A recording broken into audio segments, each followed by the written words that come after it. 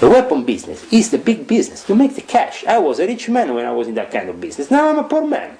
Well, the difference is now I'm an honest man. Before I was a crook. That is something that people are waiting for. Everybody's waiting for 2012. Why they're waiting for 2012? Why? Because they are hoping that this will lead to somehow a cosmic consciousness and the unveiling of certain energy. And that's true. Why? Because you are a corrupt nation, subservient to a Vatican, subservient to the Zionists, subservient to a new world order that, in my opinion, is completely corrupt.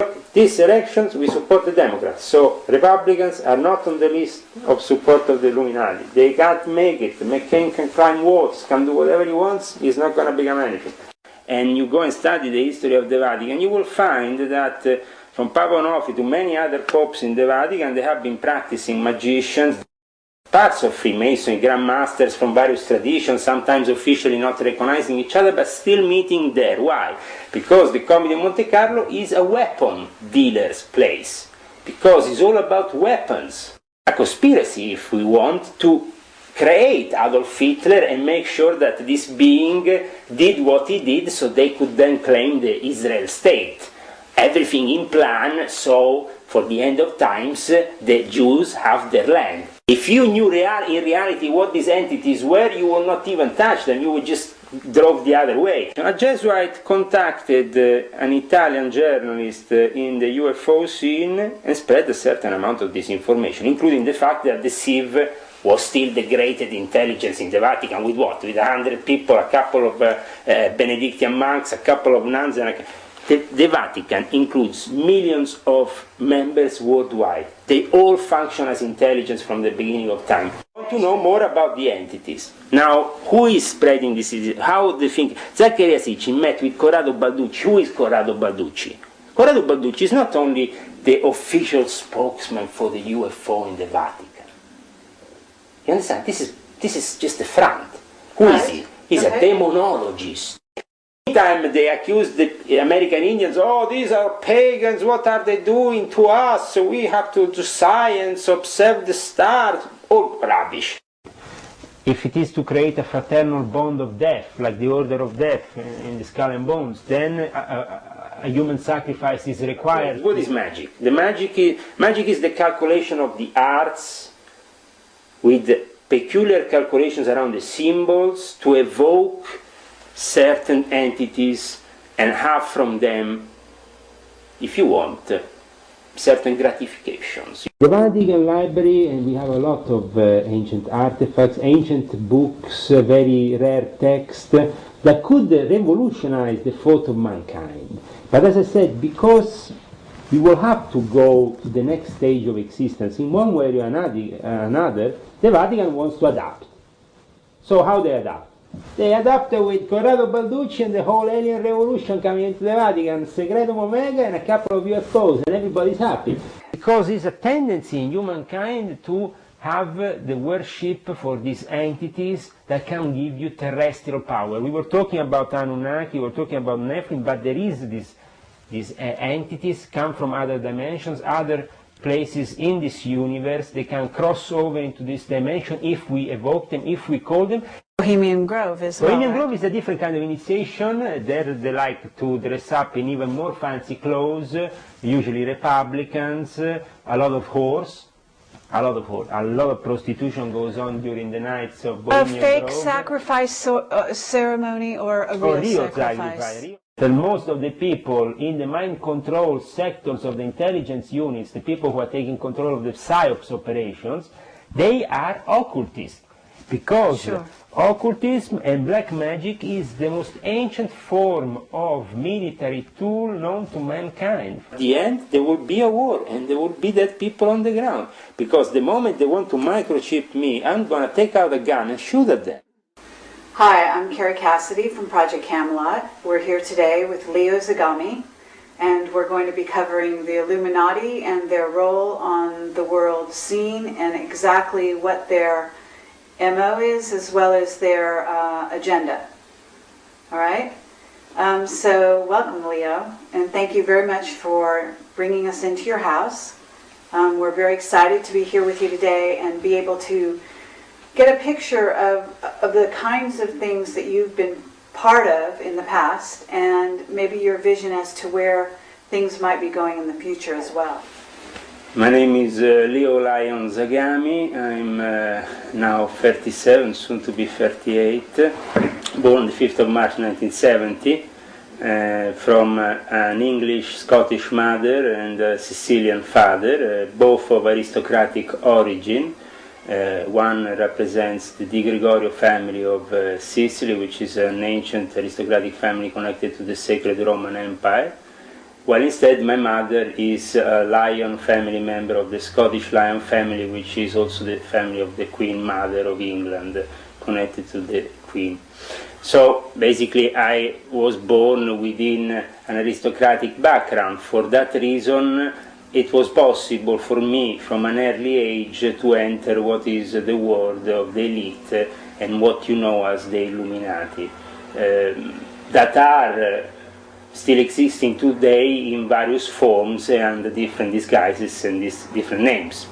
But mainly they work for a pyramid of power that ends up in Jerusalem and Rome, and that represents both the Vatican and the Zionist establishment, together united to perform what they would like to be the New World Order, which is the result of their prophetic upbringing into this end-of-time scenario in which they see as a final result the kingdom of God. Now the kingdom of God perceived by the dark Illuminati, as I call them, because we have also Illuminati that are truly illuminated by God, and then we have the corrupt Illuminati, the evil forms of corruption that came into being, and at that point, to regain power, which they did, they unleashed a series of agents around all the secret societies of the time, and they also established and helped establish the Illuminati order of Weishaupt, which saw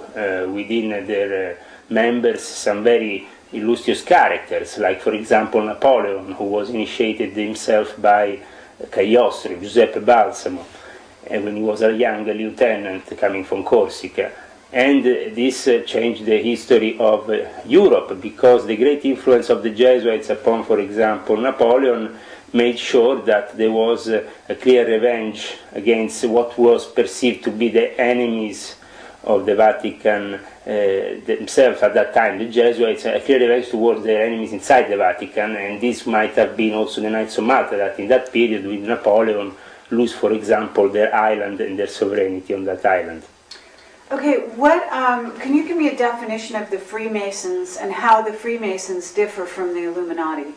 The Freemasons come into being from a tradition which is both from the ancient craftsmen. They used to work within the churches, so the people who knew how to construct churches were the Masons. They transmitted this craft, and on top of that, the knowledge to build those churches was a sacred knowledge, and that knowledge was given to them by the Knights Templars, that were the ones who traveled far east and conquered the land of Jerusalem and made sure that for a long time the Vatican was in control of the Holy Land.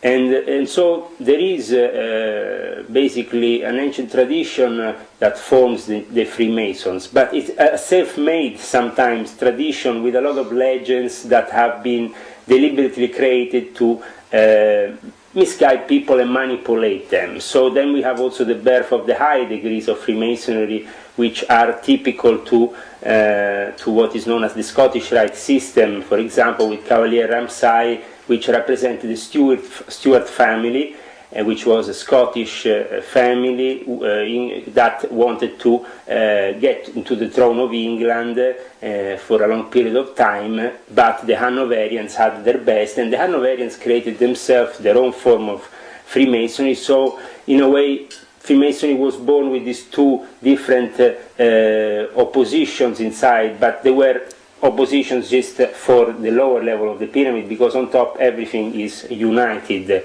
even the enemies. You're saying the Freemasons and the Illuminati were united at the top of the pyramid, even back then? Freemasons are themselves a creation of the Rosicrucians, okay?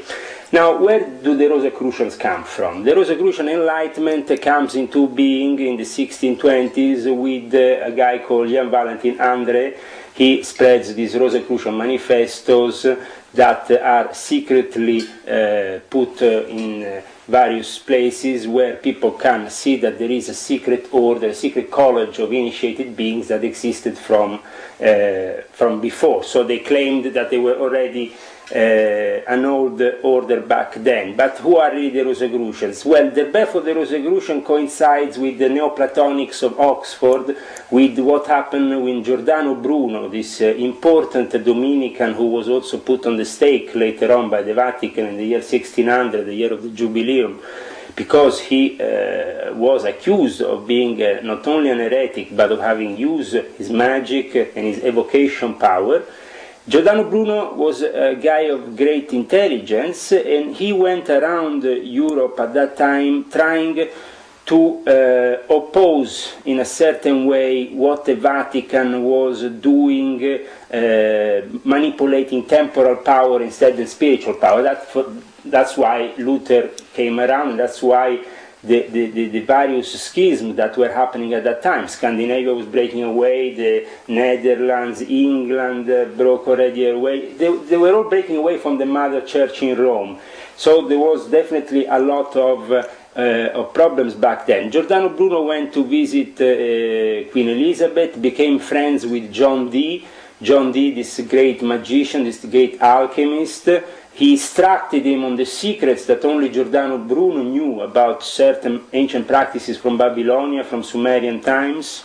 And after that, he traveled also to the court of other characters, the French king, the Spanish king.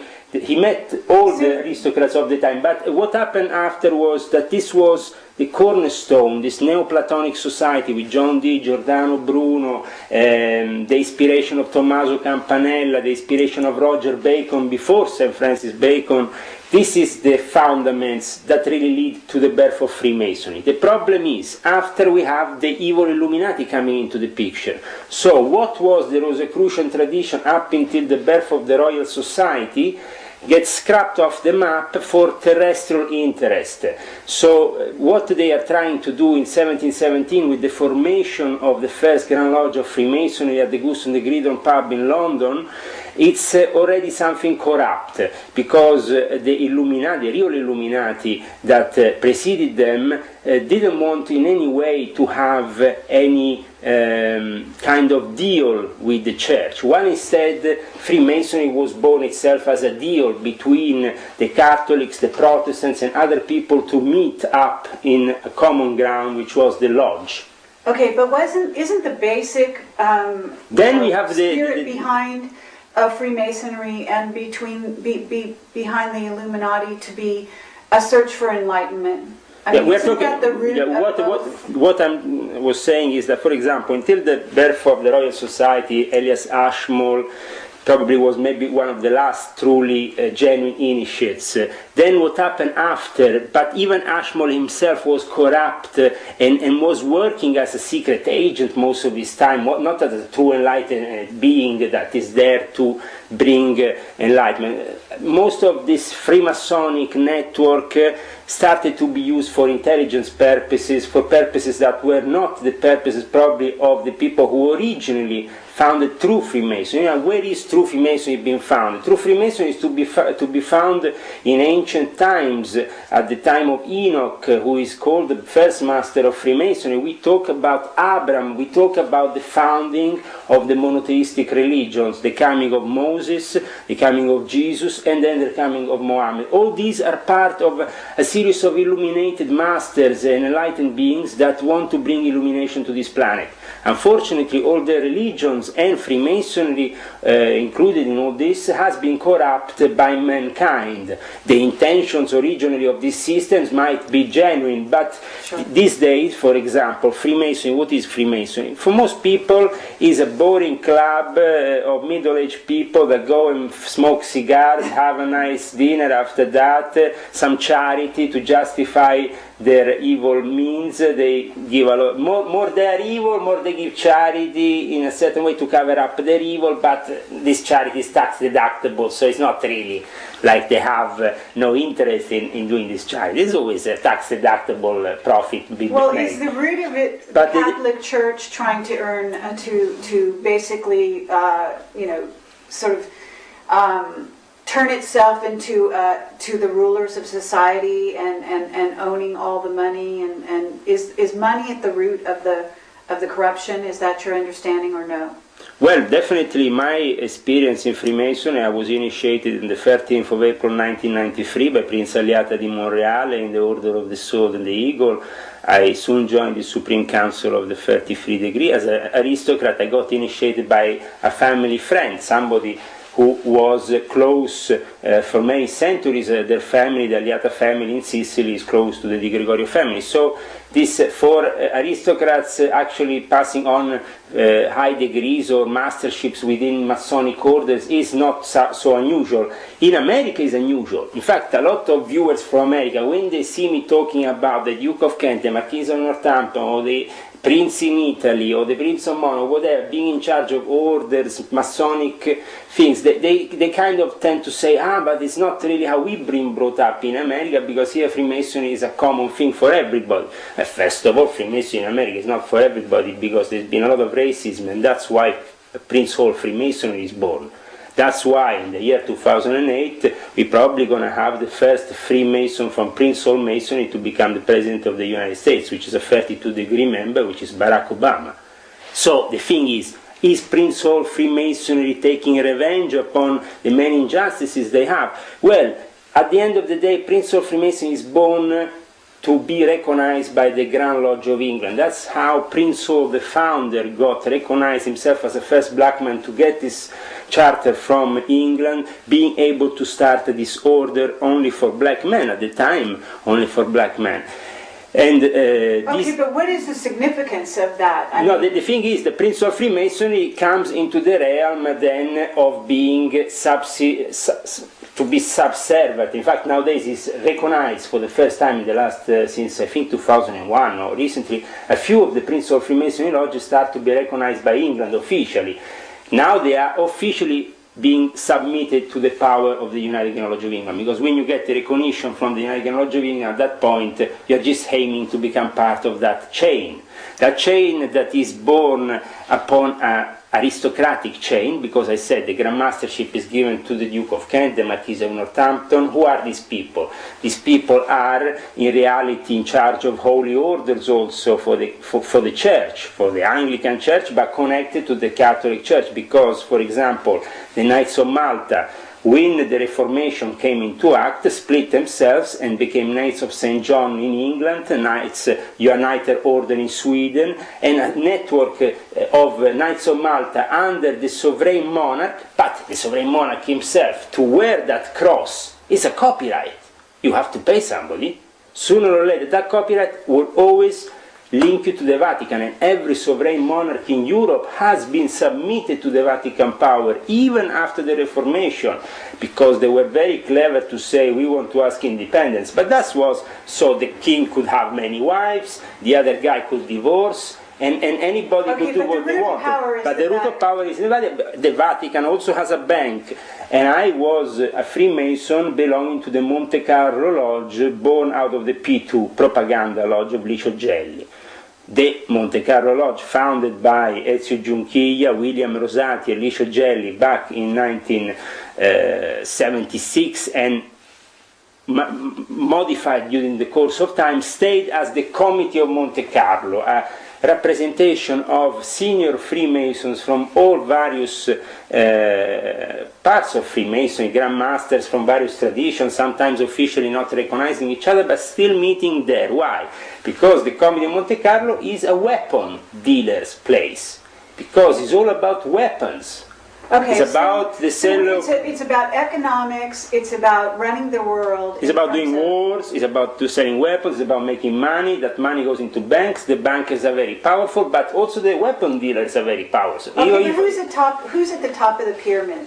Who specifically? Is it the Pope or is it someone else?